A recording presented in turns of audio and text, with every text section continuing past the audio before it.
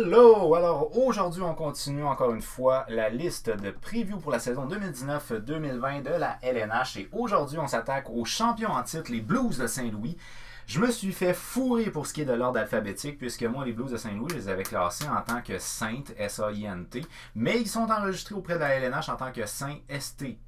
Louis. Fait, bref, c'est la raison pour laquelle j'ai fait avant les Sharks de San Jose, parce que je me suis fourré au niveau de l'enregistrement auprès de la LNH.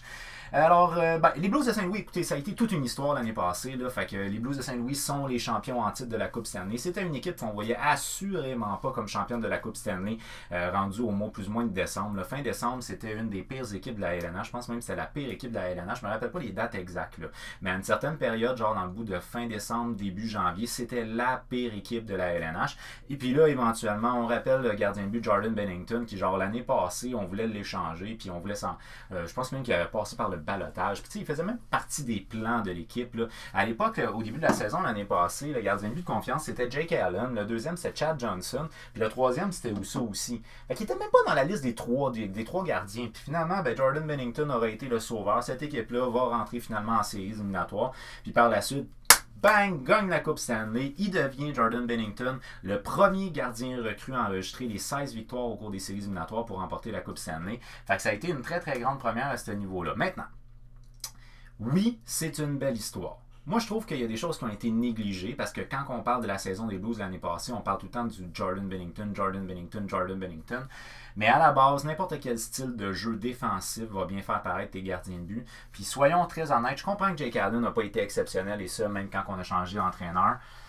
Mais il reste que, d'après moi, c'est parce qu'il y avait un moral de merde, puis on a juste amené un gars qui avait un meilleur moral, tout simplement. Alors, Jordan Bennington, pour moi, je ne vois pas comme un gardien de but étoile de la LNH. En tout cas, pas pour le moment. C'est un gars qui, pour moi, a encore beaucoup de choses à prouver. Et je pense que c'est d'ailleurs ce que les Blues y ont vendu en signant un contrat juste de 2 ans. Fait qu'on est assez conscient de ça par rapport à ça, au niveau des Blues de Saint-Louis. Craig Berube, lui, c'est un coach qui est arrivé en cours de saison l'année passée. Il a été embauché en tant que coach par intérim en date du 20 novembre 2018. Il remplaçait Yo, quelque chose comme ça.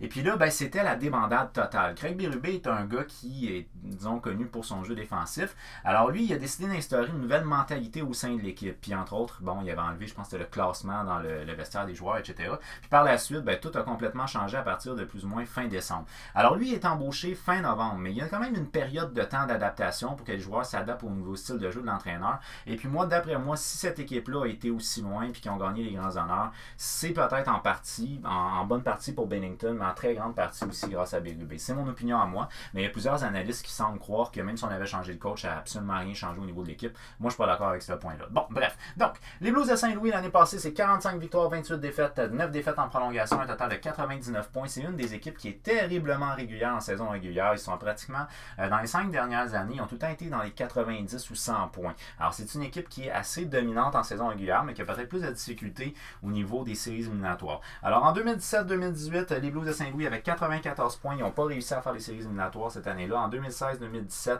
ils avaient 99 points, ont été éliminés en deuxième ronde. Et l'année passée, avec 99 points, ils sont officiellement les champions de la Coupe Stanley. Une première en 51 ans d'histoire. Alors, moyenne de buts marqués l'année passée pour les Blues de Saint-Louis, 2,98 par match, ce qui fait de eux la 15e meilleure attaque de la LNH. Une moyenne de buts accordés de 2,68, ce qui leur donne à égalité le 5e rang au niveau de la LNH, ce qui est vraiment très très bien, mais il faut le mentionner, c'est après les changements drastiques de l'équipe. En deuxième moitié de saison, c'est là que les statistiques défensives sont devenues vraiment exceptionnelles. Là. Fait ça n'a pas été toute l'année, cette statistique, pas du tout.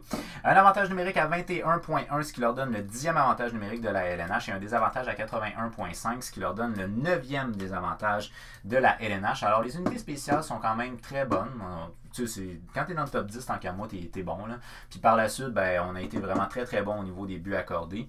Puis on a été quand même pas trop mauvais au niveau des buts marqués non plus. Alors, ce qui est vraiment l'histoire des Blues l'année passée, c'est la deuxième moitié de saison. Première moitié de saison, 17 victoires, 38 points, 14e rang dans l'Ouest. Deuxième moitié de saison, 28 victoires, fait 11 victoires de plus, 61 points, premier rang dans l'Ouest. On a terminé au 5e rang de la conférence de l'Ouest, au 12e rang de la Ligue nationale. Le meilleur buteur l'année passée aurait été Vladimir Tarasenko, puis lui, c'est un gars qui est tout le temps up and down, up and down, up and down. C'est un très fin marqueur, mais quand il marque pas, il se fait complètement oublier, puis on dirait qu'il joue même pas.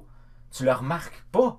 Puis ça a été long pour lui de partir en séries éliminatoires, honnêtement. Fait que c'est un gars qui, oui, est un très bon marqueur, mais Simonac qui manque de constance, c'est terrible. En termes de points, ben là, c'est Ryan O'Reilly, 77 points l'année passée. Une excellente saison pour Ryan O'Reilly. Dire qu'on a passé à ça de l'avoir à Montréal. Mais bon, une excellente saison pour lui. C'est un joueur qui excelle à tous les niveaux. C'est un joueur qui excelle au niveau offensif et défensif et physique. Fait que c'est un excellent joueur de centre. Pratiquement tout le monde que j'ai consulté ont mis Shen sur le premier trio. Moi, non. Vous allez voir, je joue d'audace avec mon line-up pour les Blues.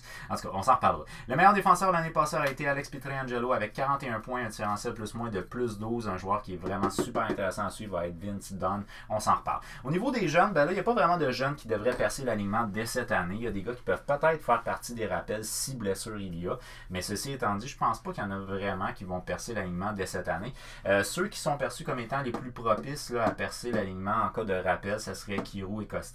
Alors, Jordan Kyrou, c'est un joueur de centre de 21 ans, choix de deuxième ronde en 2016. L'année passée, il jouait dans la Ligue américaine, 47 matchs, 16 buts, 27 passes, 43 points. Donc, on a à peu près un point par match, ce qui est excellent. Dans l'équipe de San Antonio dans la Ligue américaine, c'est Jordan Kyrou qui avait la meilleure moyenne de points par match. Et c'est un gars qui a un très très fort potentiel au niveau offensif et il en était à sa première saison au niveau professionnel. Fait à 43 points en 47 matchs dans la Ligue américaine, première saison professionnelle, ça regarde très bien pour ce gars-là. On va voir comment il va s'en sortir. Il devrait commencer la saison dans la Ligue américaine encore une fois cette année. Par la suite, on va y aller direct avec... en fait, on va attendre un peu pour Costin, même s'il y a plus de chance. Je voudrais parler aussi de l'ailier gauche Dominic Bock, 19 ans, choix de première ronde en 2018. Dans le cas de Bock, lui, c'est un gars qui jouait dans la Ligue d'élite de Suède l'année passée. 23 points en 47 matchs. C'est très bon pour un joueur de 18 ans. C'est quand même, il joue dans la meilleure ligue avec des hommes. C'est une des meilleures ligues en Europe. Fait que franchement, très impressionnant. Il aurait été le troisième joueur d'âge junior avec le plus de points dans la Ligue d'élite de Suède l'année passée. C'est un gars qui est réputé comme étant rapide, agile et très bon tir. Fait que c'est un gars qui promet beaucoup, mais qui ne jouera pas l'année prochaine en Amérique du Nord. Il a renouvelé son contrat, ou en tout cas, son contrat se continue dans la Ligue de Suède. Fait qu'on ne le verra pas cette année, ni dans la LNH, ni dans la Ligue américaine, mais c'est un potentiel très intéressant qui serait à suivre au niveau de la Ligue d'élite de Suède. Par la suite, on a le centre Klim Kostin, 20 ans, un choix de première ronde en 2017. Kostin jouait dans la Ligue américaine l'année passée, 66 matchs, 10 buts, 14 passes pour 24 points.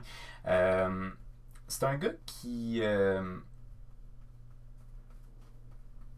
peut faire mieux. C'est ça qu'on va dire. Selon les dépisteurs, il semblerait qu'il s'est amélioré. J'ai de la misère à comprendre comment, parce qu'avec 24 points, 66 matchs, je vois pas. Alors, c'est un gars qui nous arrive de la Russie. Il semblerait que l'année passée, dans la Ligue américaine, il a travaillé énormément son style de jeu collectif et son style de jeu défensif. Il semblerait qu'on y a vu une grande progression du côté des Blues de Saint-Louis, mais au niveau des statistiques individuelles, ça ne transparaît pas du tout. Par la suite, on y va avec le défenseur Mitch Reinke. Mitch Reinke, 23 ans, c'est un gars qui est non repêché. Reinke, lui, jouait dans la Ligue américaine l'année passée, 76 matchs, 12 buts, 33 passes, 45 points. Donc 45 points en 76 matchs pour un défenseur, c'est excellent. Il a été le meilleur défenseur recru de la Ligue américaine l'année passée et il a fait partie de l'équipe étoile de la Ligue américaine l'an passé. Par la suite, on va fermer le tout avec le défenseur Scott Perunovich, 21 ans, choix de deuxième ronde en 2018. Dans son cas, à lui, il jouait dans la NCAA l'année passée, 39 matchs, 3 buts, 26 assists, 29 points. Donc 29 points en 39 matchs dans la NCAA, une ligue qui est majoritairement, ou en tout cas qui est assez défensive. C'est quand même très très bon pour lui. Lui, une particularité, c'est qu'il est tout petit. Il mesure 5 pieds 9, il pèse 172 livres. Fait qu'il va falloir qu'il prenne vraiment beaucoup de poids s'il veut être dominant dans la NH. Un gars qui est excessivement mobile. Fait que c'est un gars qui est intéressant pour la relance, mais il reste qu'il est quand même très petit pour un défenseur, mais ceci étant, Charlie McAvoy, sait-on jamais, s'il y a beaucoup d'armes. L'année prochaine, il devrait jouer avec, il va jouer avec l'Université du Minnesota et du Lutte. Alors, c'est ce qui en est pour l'overview de l'année passée et des jeunes. Par la suite, on va s'attaquer à mon alignement potentiel. Alors, à ce niveau-là, il y a des endroits où j'ai joué d'audace. Il y a des endroits qui sont assez standards. Il y a des endroits où j'ai joué d'audace. Et entre autres, au niveau de mes deux centres ici, la forte majorité des gens que j'ai consultés mettent tout Brandon Chen comme étant le premier centre de cette équipe-là. Moi, j'y vais avec Ryan O'Reilly. C'est mon opinion. Bon, au niveau de l'aile gauche, premier allié gauche, j'y vais avec Jordan Schwartz. L'année passée, 36 points en 69 matchs. Il devrait être, en tout cas, c'est le meilleur allié gauche de cette équipe-là, donc il devrait être sur le premier trio. Par la suite, au niveau du centre, moi, je vais avec Ryan O'Reilly, 77 points l'année passée en 82 matchs. Une excellente saison pour lui. La particularité qu'on peut peut-être le faire descendre, c'est parce qu'il est utilisé beaucoup au niveau des unités spéciales, avantages numériques et désavantages numériques. Fait que peut-être pour lui donner un peu moins de temps de glace, on pourrait faire jouer Brandon Chen. Moi, je le mets quand même sur le premier trio parce que je veux faire fonctionner Vladimir Tarasenko à la droite sur la première ligne. L'année passée, c'est 68 points en 76 matchs. Il peut faire un peu mieux que ça parce qu'il se fait souvent oublier, ce gars-là. Et c'est un gars qui pourrait, d'après moi, aisément faire du 40 buts par année. Mais il le fait pas parce qu'il se fait trop souvent oublier. Par la suite, au niveau de l'aile gauche, deuxième trio, j'y vais avec Sanford. Il y a des gens qui ont préféré mettre Samuel Blais. Moi, j'y vais avec Sanford. Un petit peu plus d'expérience, tout simplement. L'année passée, c'est 20 points en 60 matchs pour Sanford. En termes de deuxième centre, j'y vais avec Brandon Chen, 54 points et 72 matchs de jouer l'année passée. Une saison correcte pour lui, rien d'exceptionnel, mais quand même une bonne saison. Par la suite, au niveau de l'aile droite, j'y vais avec David Perron, 46 points en 57 matchs, une excellente saison pour le joueur québécois. C'est un gars qui gagne en âge par contre, donc éventuellement, il se pourrait que ça se ravire son poste sur le top 6 par Robert Thomas, parce que Robert Thomas, il est jeune, il a énormément de potentiel et il a bien paru l'année passée. Fait que c'est un gars qui peut très bien monter dans le deuxième trio. Par la suite, j'y vais avec des plus jeunes au niveau de mon troisième trio. Vous me connaissez, je ne suis pas un adepte de ça, de mettre un paquet de jeunes sur la même ligne. Pour moi, c'est un peu problématique, mais là, dans ce cas-là, j'y étais quand même avec deux jeunes. Alors, sur l'aile gauche, j'y vais avec Samuel Blais, 4 points en 32 matchs l'année passée. Ça avait commencé fort, par la suite, ça l'a ralenti. Mais c'est un gars qui a quand même un bon gabarit et qui a un bon potentiel offensif. J'y vais avec Bozak au niveau du centre, 38 points en 72 matchs. Très respectable comme étant un centre de troisième trio. Mais ceci étant dit, Barbachev pourrait jouer aussi comme étant centre de troisième trio. Fait que ça, c'est décision de l'entraîneur et non de moi. Mais bon, moi, j'y vais avec Bozak. Et par la suite, je vais avec Robert Thomas, 33 points en 70 matchs. J'ai hésité. Je vous le dis, j'ai hésité. J'ai hésité à mettre Thomas sur le deuxième trio, Perron sur le troisième, pour que Perron puisse jouer avec un autre Québécois, un joueur qui a de l'expérience, qui joue avec un joueur qui est plus jeune, puis en plus, les deux sont Québécois. Mais finalement, ma décision finale aura été d'y aller avec Thomas avec Blais. Bon, ça, c'est une décision qui serait à discuter parce que je ne suis pas à 100% sûr de ce que j'ai fait, mais anyways. Et par la suite, en tant que quatrième allié droit, j'y vais avec Sundqvist, 31 points en 74 matchs. C'est un gars qui est encore là, peut aisément monter. Il n'y a pas trop de problème par rapport à ça. En termes de coupé, j'y vais avec Fabry, Nolan, Walker, Kiru que je vous ai parlé, excusez-moi, et Costin que je vous ai parlé aussi, qui sont des plus jeunes. Dans le cas de Fabry, il se pourrait que ce soit ses derniers milles avec les Blues de Saint-Louis. Très décevant, très décevant. Ça a été décevant l'année passée, pas nécessairement très décevant, mais ça a été décevant l'année passée. C'est un gars qui gagne en âge, fait que peut-être dans ses derniers milles avec les Blues. Enfin bref. Au niveau des défenseurs, encore une fois, j'y vais d'audace, parce que là, on semble être gêné à l'idée de faire plus de responsabilité à Vince Dunn. Moi, j'y donne plus de responsabilité, ce qui fait que je me ramasse à couper un gars, soit Gernanson ou Edmondson. Fait que d'une manière ou d'une autre, je coupe un gars qui pourrait être dans le top 6 sans aucun problème parce que je veux donner une responsabilité de premier plan à Dunn. Puis dans le cas de la paire de Bouwmeester Parayko, c'est pas mal coulé dans le béton que c'est ça la paire qui est la deuxième paire des Blues de Saint-Louis. Fait que là, moi, en termes de première paire, je vais avec Vince Dunn, 35 points 78 matchs l'année passée. Ça a super bien été pour lui l'année passée. Fait que c'est un gars qui est quand même pas trop vieux, ce qui fait que d'après moi, sa production peut être au même niveau, voire même meilleure l'année prochaine. Et à ce moment-là, on s'approche de Alex Pietrangelo, 41 points 71 matchs. Peut-être pas une saison exceptionnelle au niveau des statistiques individuelles, mais il était solide défensivement, pareil, fait que ça reste quand même le meilleur défenseur de cette équipe-là. Par la suite, au niveau de la deuxième paire, Jay Bouwmeester, au niveau de la défensive gauche, 17 points 78 matchs l'année passée, ça gagne en âge, mais ceci étant dit, il joue encore du bon hockey. Au niveau de défenseur droit, Parayko, 28 points en 80 matchs l'année passée. En termes de troisième paire à la gauche, j'y vais avec Gudnarsson, 7 points en 25 matchs l'année passée. Ça, pour moi, ça a été tout un combat, à savoir lequel que je coupe, Gudnarsson, Edmondson, je sais pas trop. Fait que finalement, j'ai privilégié celui qui avait fait comme plus de points en moins de matchs, finalement, en gros. Mais Edmondson peut très bien remplacer Gudnarsson sans aucun problème. Et à la droite, j'y vais avec Bertuzzo, avec 10 points en 59 matchs l'année passée. En termes de coupure, j'y vais avec Edmondson et Derek Pouliot. Dans le cas de Pouliot, lui, c'est peut-être ses derniers milles dans la LNH, point. Ça n'a pas l'air de marcher, tout simplement, là, fait que en tout cas, il reste quand même un joueur scratch pour les Blues de Saint-Louis. C'est quand même pas mauvais comme équipe, les Blues de Saint-Louis. Au niveau des gardiens, le gardien but partant va être Jordan Binnington. L'année passée, des chiffres exceptionnels pour ce qui est Jordan Binnington. 32 matchs, 1.89, 927 d'efficacité. Ça a été un peu plus difficile statistiquement parlant en séries éliminatoires, mais il a quand même réussi à amener son équipe jusqu'à la Coupe Stanley. C'est un gars en qui j'ai plus ou moins confiance. Moi, je vous le cacherai pas. Donc, c'est pas quelqu'un qui me met énormément en confiance. Puis je maintiens mon point que d'après moi, Craig Berube a beaucoup plus à avoir dans les succès de cette équipe-là qu'un seul et unique joueur. Alors, si la défensive s'est resserrée, ben, ça va aider toutes les statistiques des gardiens. Mais ceci étant, le gardien de but auxiliaire, Jake Allen, n'a pas été au rendez-vous. Et ça, même si Berube était là comme entraîneur. Fait que c'est Binnington qui est le gardien de confiance. Assurément, encore une fois, l'année prochaine. À savoir, est-ce qu'il va être capable de maintenir ça sur une longue période de temps? Who knows? Who knows? Jake Allen, l'année passée, c'est 46 matchs, une moyenne de 2,83, 905.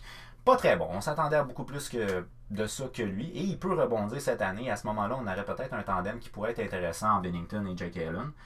Mais on va vraiment y aller avec Binnington comme partant, peut-être une cinquantaine de matchs pour lui l'année prochaine.